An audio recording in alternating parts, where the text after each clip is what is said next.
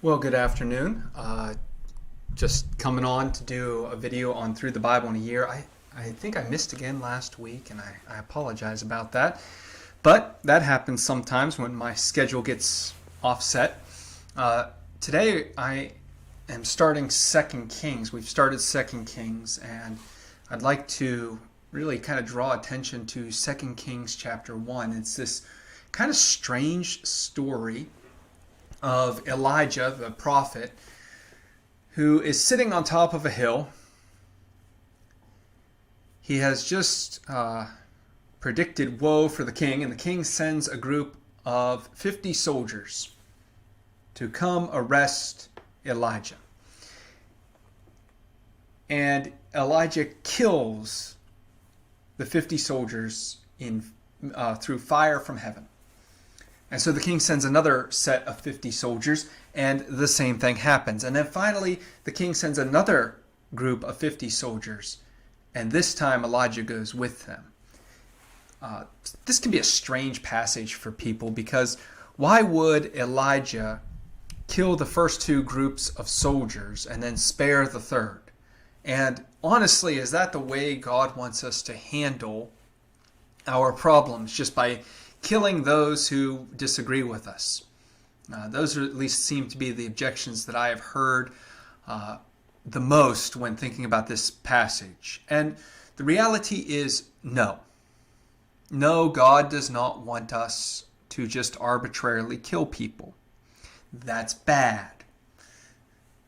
But that doesn't mean we can't learn from this passage. Just because Elijah calls down fire from heaven.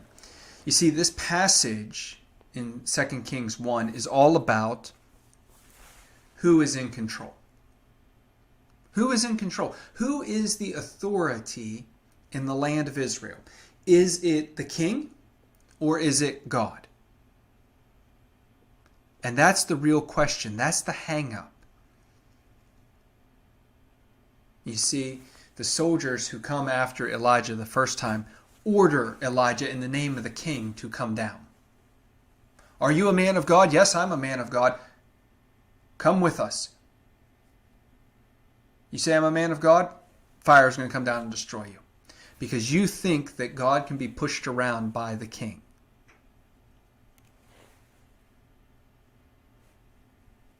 The second group of 50 comes and says the same thing, and Elijah says again, essentially he says, do you think God can be pushed around by the king? Do you think God takes orders from the king? Do you think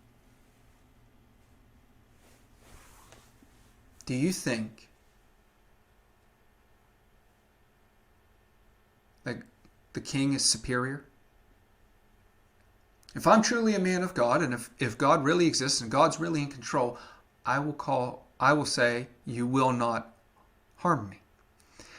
And it's not until the third captain comes and says, in humility, I know you are the man of God. Please come with me. He humbles himself. He does not recognize the authority of the king. He recognizes the authority of God to trump that. And he submits himself to Elijah and says, please come with me. And Elijah sees the humility. Elijah sees the concern and the care, and he says, okay, I will come with you. This should speak to us. This should really speak to us, especially as we live in a culture that is rather defiant in some ways. We are in the midst of what people call a culture war, where there is this seeming hostility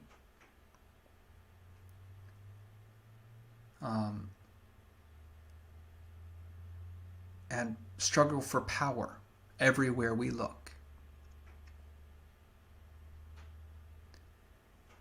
I see Republicans, Democrats, major churches, atheists, all struggling for power. And they remind me of the captains of the 50s. And yet, the person who God has chosen is sitting on top of the hill, calmly and quietly, communing with God and saying, hey, God's in control. God has the authority. We should be very mindful of that, because over the last several months there has been a real struggle about authority. There has been a real struggle about who's in charge. There has been a push for this kind of Christian nationalism that is inappropriate. Because even that is not saying God's in charge. It's saying the Christians are in charge of the nation, not that God's in charge of us. There's a huge difference. It might be subtle sometimes, but there's a huge difference in the way it works out. And we need to listen to and learn from both Elijah and the third captain of 50 men, who comes up and humbly seeks God and says, hey, I'm just trying to do my job. I'm not coming with any pretense that I have authority. Elijah, please come with me. And Elijah says, okay. That should be us.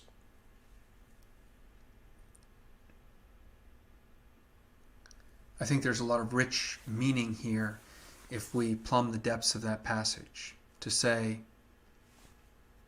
well, let's come to God in humility, as if God is the actual authority in our lives and not some civil government. Let's go to the hilltop in humility and hope that the presence of God will come back with us. And so until next week, at least hopefully next week,